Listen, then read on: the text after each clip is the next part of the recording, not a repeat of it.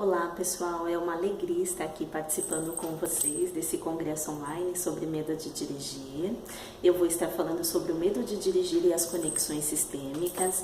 Eu sou Thaís Pimenta, psicóloga e terapeuta de casal e família e com uma especialização em constelação familiar, que é onde eu vou estar falando um pouquinho com vocês sobre o que esse olhar da constelação familiar e das conexões sistêmicas podem estar ligados ao medo de dirigir.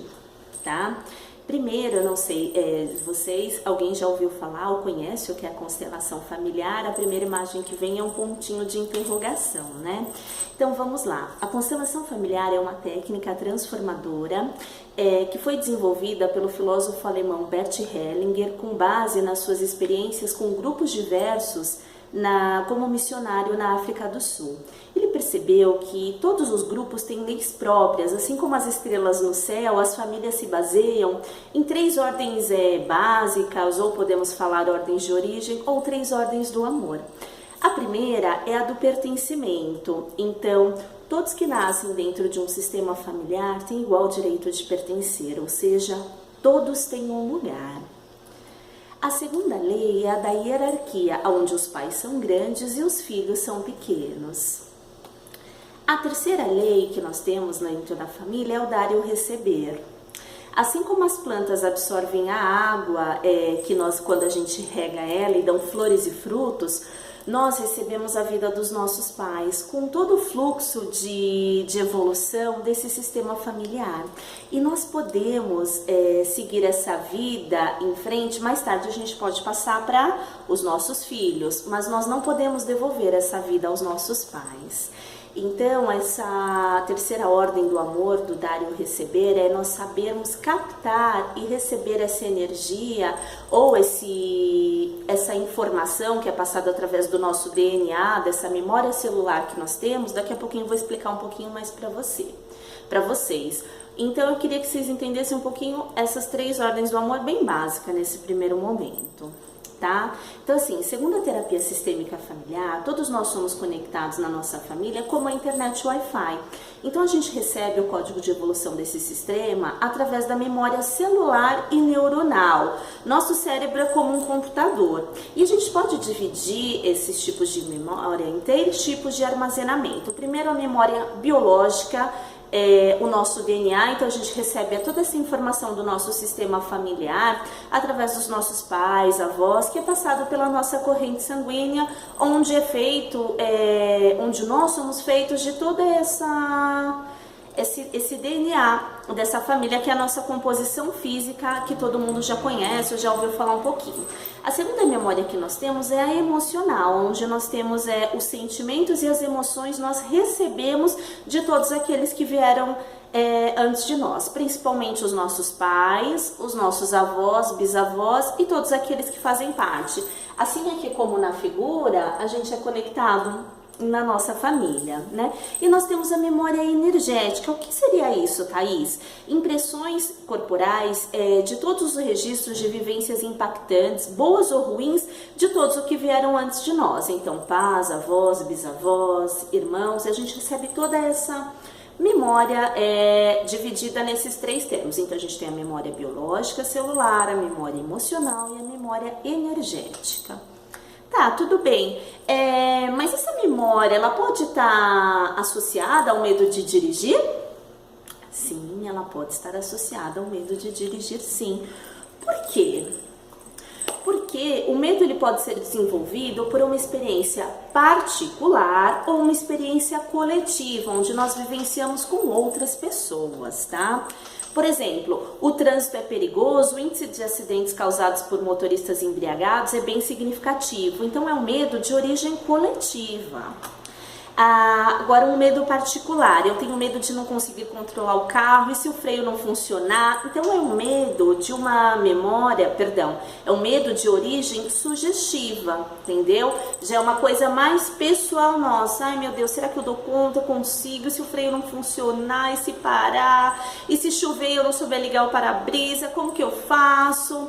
Então assim, às vezes essa situação evitante de pegar no carro, de dirigir, pode estar associada a um desses tipos de medo, o particular ou o coletivo. E aí, mas o que é um medo, afinal? Qual que é o significado do medo? Segundo o dicionário Aurélio, o medo é uma perturbação resultante de uma ideia de um perigo real ou aparente, ou da presença de alguma coisa estranha ou perigosa, tá?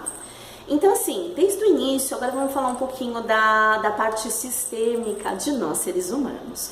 Desde o início da nossa civilização, o medo sempre foi um importante alerta de preservação da nossa espécie humana, da vida humana. Então, todos nós, seres humanos, sentimos medo de algo ou de alguma coisa, seja por uma experiência particular, por uma experiência coletiva ou pelas duas juntas e misturadas, tá? Então, assim, agora associando ao medo de dirigir, de acordo com uma pesquisa do IBGE, a maioria dos motoristas que tem medo de dirigir são mulheres. Aproximadamente 80% dessa população, geralmente elas têm entre 30 e 45 anos, em menor porcentagem os homens. Mas estes, no entanto, eles costumam ter também mais dificuldade de assumir essa fobia ou esse medo, tá? Então, assim, o medo de dirigir, segundo algumas fontes de pesquisas que eu peguei aqui na internet, conversando com amigos e até mesmo aqui no meu consultório, assim, atinge pessoas que têm algumas características da qual eu vou estar citando. Então, são pessoas muito sérias e responsáveis, pessoas centralizadoras e detalhistas, que são sensíveis e inteligentes, mas ao mesmo tempo elas têm uma preocupação muito grande com a opinião dos outros, com o bem-estar dos outros, e elas não aceitam críticas, né? Então a crítica alheia pode fazer elas ficarem mais fechadas, chateadas, magoadas, né?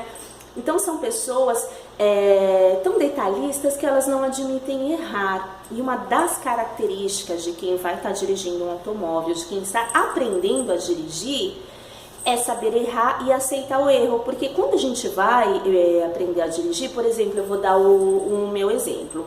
Eu tenho a minha carta há 10 anos.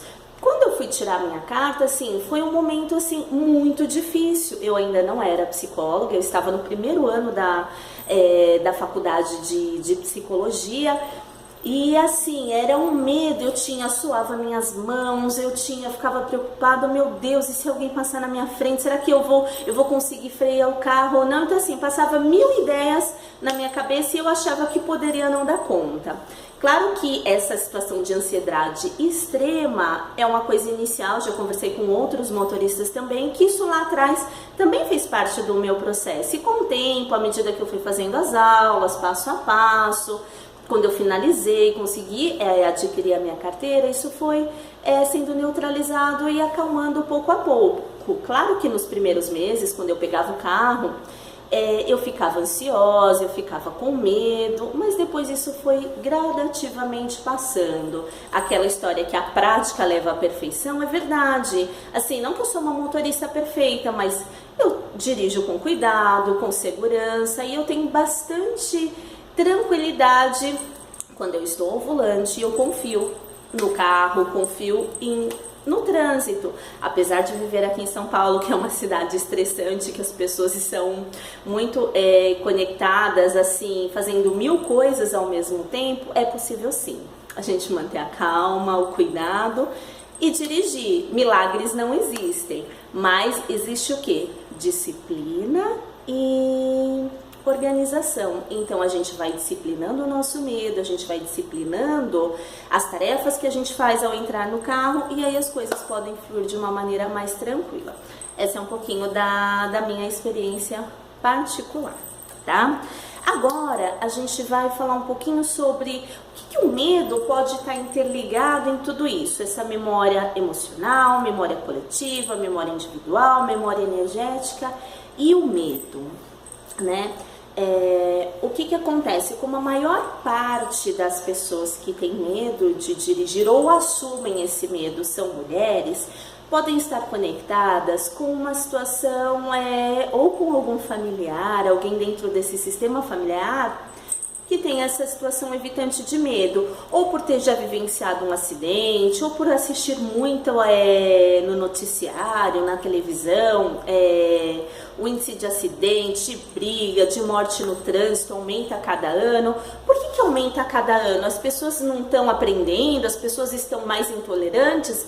Não, muito pelo contrário, é uma tendência natural, porque a nossa população, não só nacional como mundial, cresce a cada ano. Se a gente for dar uma olhadinha aí no índice, no IBGE, no índice de população aí, não só aqui no Brasil como mundial, a gente vai ver como nós estamos crescendo. Então é normal também que esses índices no trânsito, ou seja, de acidentes, de violência aumentarem, porque cada ano tem mais pessoas aprendendo a dirigir e sendo introduzidas no trânsito.